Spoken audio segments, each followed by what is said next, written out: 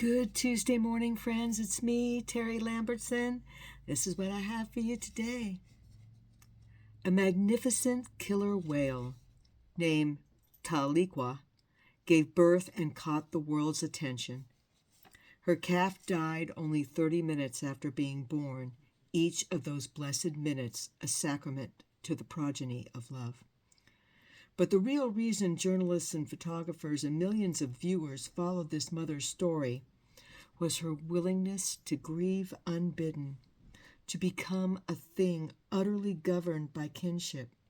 After a year and a half of growing this enormous life inside her belly and the immense feat of labor and a half an hour of looking into one another's eyes, Tahlequah proceeded to carry her dead baby on the tip of her nose for 17 days.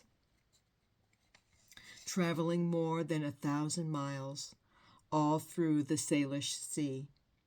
And some people think that grief is not inexplicably beautiful, but perhaps it's because those people, who are us people, no longer see grieving enacted publicly as a plea for sanity, as a way of feeding that which grants us life. There was no real grieving at my mother's funeral. Sniffling and shoving tears back up into our eyes, yes, but no keening. No collapsing into the bottomless cavern of one another's trembling arms.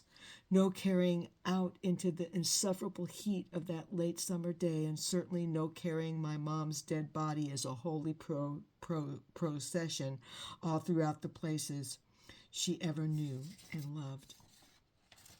So I continued to carry her, mostly on my own.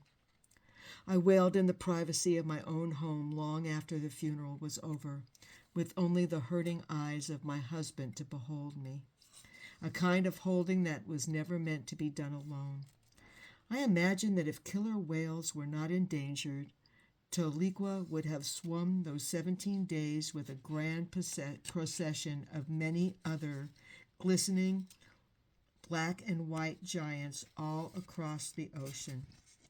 Or perhaps she swam for 1,000 miles to personify the loneliness of her grief in a world spiraling toward oblivion, and our savagery for not swimming alongside her, for taking pictures, for watching her exquisite ceremony on our little screens as if it were pure entertainment, as if that couldn't be any one of us carrying our dead children out into the dark and empty streets.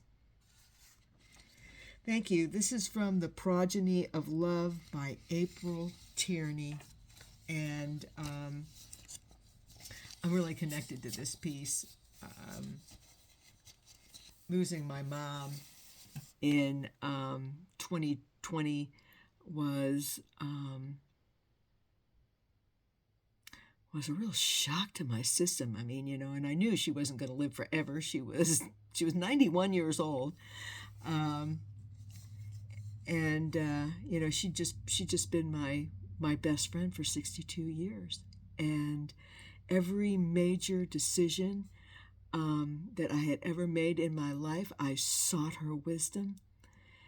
And I was never somebody who cried. And all of a sudden, I cried so much that I would walk by a mirror and catch myself and not even recognize who I was anymore. And yeah, so many times, even recently, with the death of Gene Hackman and his wife, aren't we all, on the outside looking in and yeah. It's kind of wrong, friends. It's kind of wrong. When somebody is grieving,